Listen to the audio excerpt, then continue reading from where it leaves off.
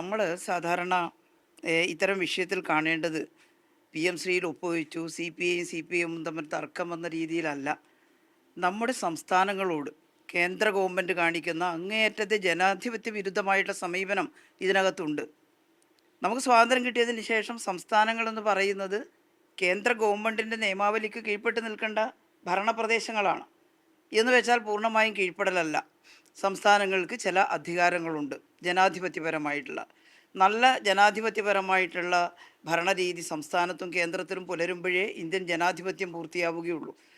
നമ്മുടെ ഫെഡറൽ ഭരണഘടന അനുസരിച്ച് സംസ്ഥാനങ്ങൾ ഭരിക്കാൻ ആവശ്യമായിട്ടുള്ള വിഹിതം സെൻട്രൽ ഗവൺമെൻറ് തരേണ്ടതാണ്. അത് ഔദാര്യമല്ല.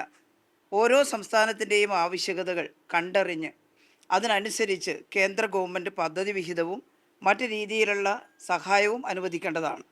ഈ PM ശ്രീ പദ്ധതിയെ മുൻനിർത്തിക്കൊണ്ട് തന്നെ നമ്മുടെ മാധ്യമങ്ങളും നമ്മുടെ നാട്ടിലെ സാമ്പത്തിക ശാസ്ത്രജ്ഞരും സാമൂഹ്യ ശാസ്ത്രജ്ഞന്മാരും പൊളിറ്റീഷ്യന്മാരും എല്ലാം എന്താ വിശദീകരിക്കേണ്ടത്? എത്രമാത്രം അപകടകരമായ രീതിയിലാണ് കേന്ദ്ര ഗവൺമെൻറ്റിൻ്റെ നയം പോകുന്നത് എന്നുള്ളതാണ്.